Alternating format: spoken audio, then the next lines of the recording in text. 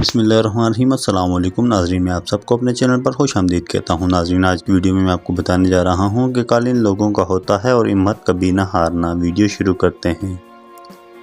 कुल्हाड़ा तो भूल जाता है लेकिन दरख्तों को अपने ज़ख्म हमेशा याद रहते हैं। कुछ बातें कांटों से भी ज़्यादा चुभती हैं।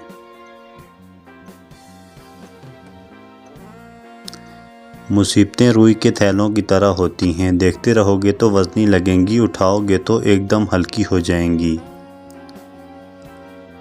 करने दो जो आपकी बुराई करते हैं, ऐसी हरकतें छोटे लोग ही करते हैं और मेरी गलतियां मुझसे कहो, दूसरों से नहीं।